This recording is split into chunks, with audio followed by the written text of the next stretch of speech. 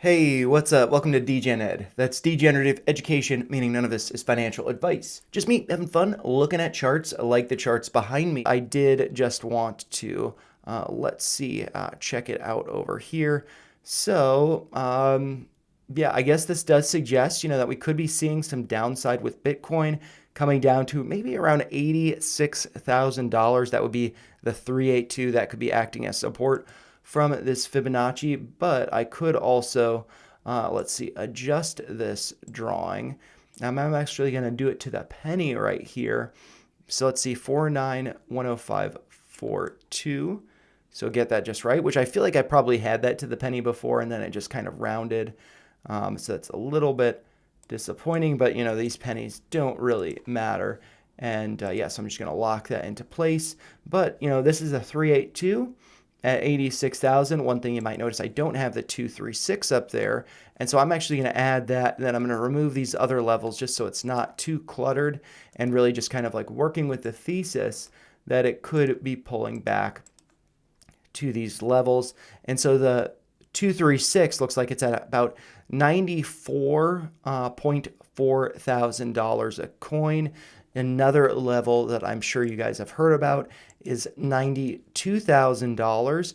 And so actually, if we just look at, let's see, I'm going to do it from the low that was hit on, let's see, November 25th. But I do believe that these candles don't open and close at UTC or GMT. I think that they are a little bit off. So take these candles with a grain of salt. It's just easier for me to chart here. But I'm going to make this level green. Actually, maybe I'll make it slightly different. Green, maybe green doesn't work for that. Let's see, I'll just do that purple. So it stands out from that light blue. But yeah, that's like approximately 92. Here it looks like $92.6 thousand. That has been tested multiple times as support. We have, been wicking below it. It looks like on the 13th, on Monday, we wicked down to a low of about 89,000. Here it looks like $89.2 thousand a coin. That was a great dip buying opportunity. I'm not sure if you guys partook in that, bought the dip. I did at 91,000, but not a super aggressive dip buy. And if that was to get filled, which it did, then I'd reevaluate. And I was recognized, well, I could have dip bought at 90,000, but I was happy with it. I didn't necessarily know that 90,000 would get filled. And so, yeah, like I said, happy with that. And yeah, other things that I could drop here very similar to what we're seeing with the S&P 500 is actually this is high from January 6th rather than being the close from December 26th. But if I do draw a trend line there, let's see if I just lock that into place, make that a little bit thicker and yellow, we could see there's a pretty nice downtrend there. We are trading at that level, having hit a high yesterday on the 15th of above 100,000. It looks like about $100.9 thousand a coin. We are now below 100,000, right around 99,000. So I think we could be seeing a pullback and perhaps a retest of 94.4 thousand, which is this 236. So I would look for that to see if that holds. If not, then look for 92. If we do sweep that, like coming down to 89, like I had said, I had a dip buy order filled at 91,000. Maybe the new dip buy order level is 89,000 to just add a little bit. If that gets filled, great. If it continues lower, it might be a falling knife, could be coming down to perhaps the 382 at around 86,000, or maybe the 200-day moving average, which I have up here, which is currently around 74,000. And I do believe that would, correspond with, let's see, I'm just going to draw kind of an approximate box here, just, with the highs that were hit in March and then coming down to, let's see, the highs that were hit, over here as well as, so over here would be, let's see, in May, also tested here at the end of August and then in September into the beginning of October. I've also got, a retest of the base of that rectangle before going higher. So I do think that this range is pretty notable. And so I am going to actually, just lock that in place so it doesn't move.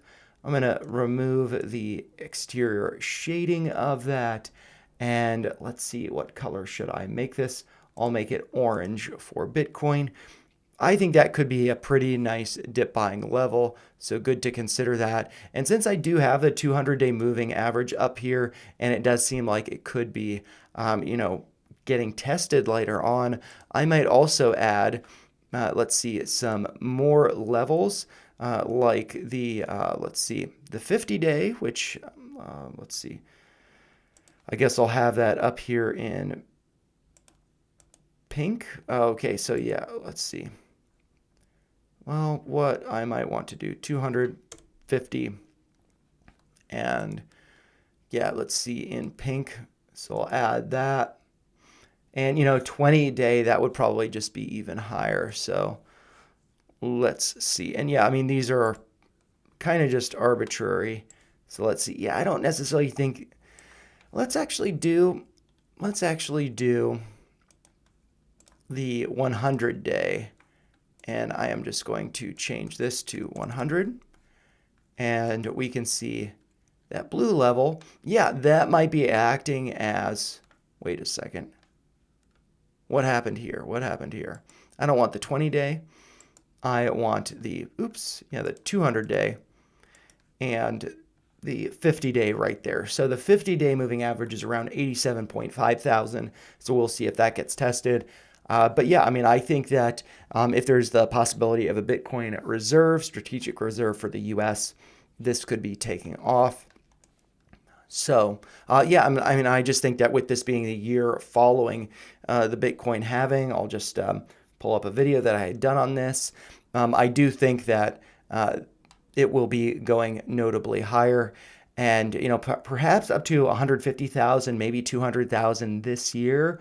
But we might see a good amount of red between now and then. It's just very volatile, so do consider that. But I do go over it in this video where I talk to Grok, ask him about that. Has less than 100 views. I think it's a great video, so I'd really encourage checking that one out. But yeah, I do go over Bitcoin in a fairly technical way in that.